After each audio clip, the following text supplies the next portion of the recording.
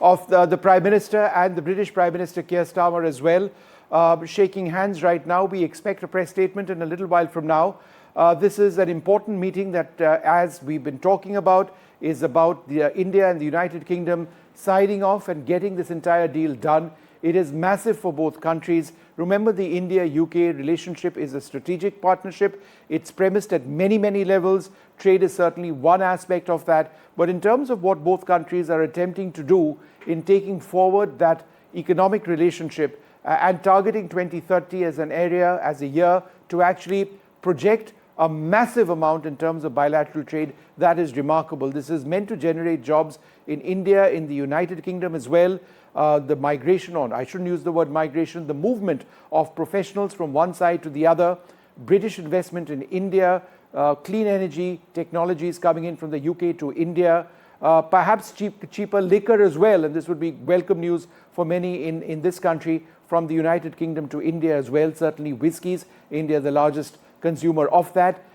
State-of-the-art healthcare equipment coming in from the United Kingdom to India. Again, if tariffs disappear or they go down to a very low level, then there is this transnational flow of commerce, which is what this is all about. And we've been talking about the win-win that it's been for India. We've spoken about agriculture. We've spoken about the movement of professionals, areas which the UK wants professionals potentially from India to be involved in. So that's important. Prime Minister Modi now meeting the British Prime Minister Keir Starmer in London. It's a short visit, approximately 24 hours.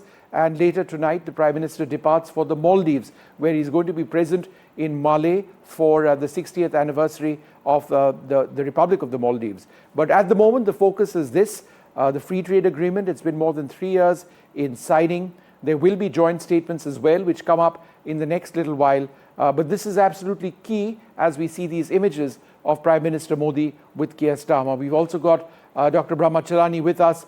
Dr. Chelani, in as much as we focus on the potential of the free trade agreement, the broader strategic relationship between India and the UK has the good, bad and the ugly. Great on defense, great now on economy. But there are concerns, for example, when it comes to the threat of Khalistanis, the fact that you've got an active protests which have been held against, for example, the Indian High Commission. Do you believe that these are aspects that the Prime Minister would also likely get into? Let's hope so, because the UK has long been a base of Khalistan militants, and we should not forget the storming of the Indian High Commission in London by the Khalistanis, who pulled down the Indian flag from the mission. So Khalistan, definitely the Khalistani role in the UK remains an important irritant in the UK-India relationship. But on this free trade agreement, I think it's important to remember one thing, that for the UK, a free trade agreement with India has long been a much desired outcome from the negotiations that have been going on for such a long time, because the British economy is facing strong headwinds. It contracted in April and May, and looking ahead, it faces slowdown. So the post-Brexit strategy of the UK has been to seek free trade agreements with major economies like India. But for India, the fact is that the FTAs that India has signed 13 FTAs, and this will be the 14th FTA. These 13 FTAs so far have actually only contributed to expanding India's global trade deficit. The Commerce Minister, Piyush Goyal, admitted last year that the existing FTAs, like with Japan, South Korea, and ASEAN, are quote-unquote hurting domestic industry. The reason is that India is not an export-oriented economy. India is an import-dependent economy. It relies on domestic consumption, not exports, for its growth. And these FTAs that have been signed thus far have actually only enlarged India's global trade deficit. So seen in that light, a lot of questions will arise as to how the India-UK FTA is going to be different. Right. Is it more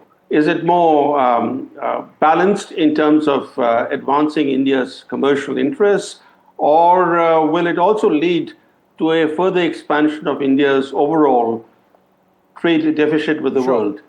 All right, Dr. Chilani, thanks very much for being with us. So just for the benefit of our viewers, before we explain a little bit more about this landmark free trade agreement, which is now, it's going to be in the works and implemented very soon in a finite period of time. What we're going to do now is take a look at some other areas which are important. Local excellence for Indian manufacturers and global recognition. So let's take a look at this. As part of the India-UK Free Trade Agreement, India's medium and small manufacturers have been positioned to make unprecedented scale and impact. That's what the goal here as well. We've spoken about farmers, let's talk about MSMEs. The agreement seeks to dismantle historical disadvantages that Indian manufacturers have had. Indian MSMEs get duty-free access now to the UK's $23 billion market. A powerful edge in labor-intensive sectors like leather and footwear, textiles and clothing, gems and jewelry, right? Furniture and sports goods as well.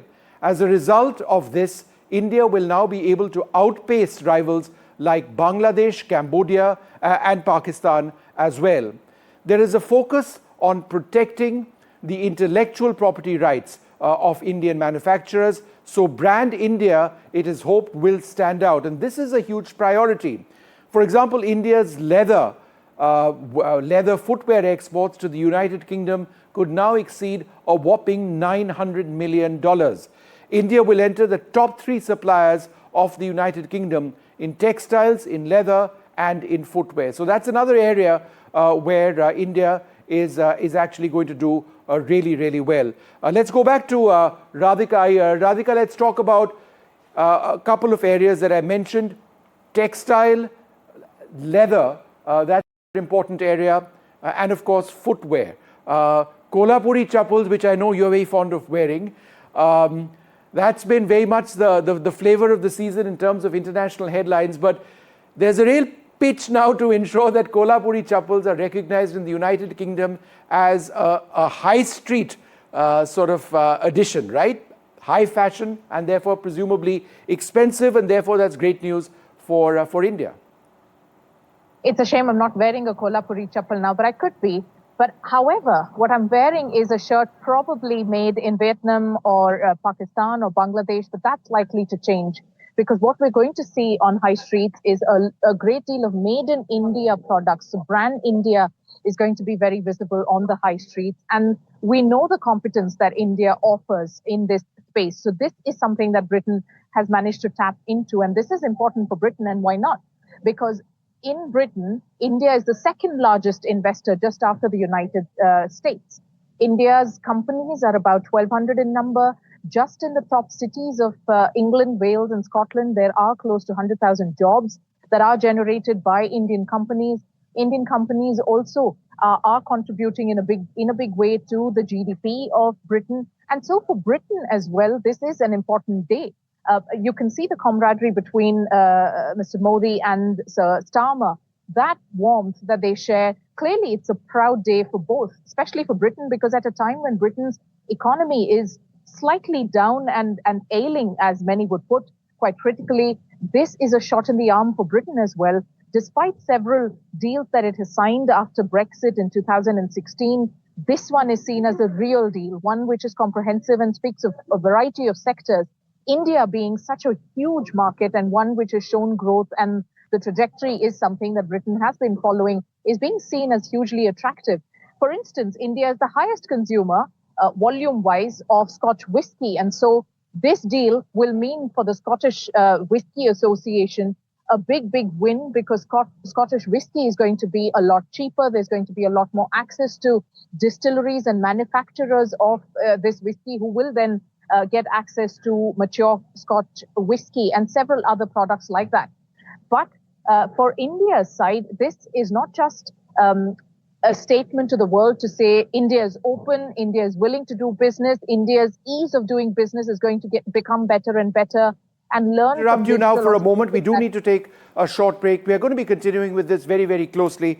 The Prime Minister has met his British counterpart, Keir Starmer, and in a little while from now, we expect joint statements from the two leaders. The Prime Minister will also be meeting King Charles in a little while from now. All that and a lot more coming up.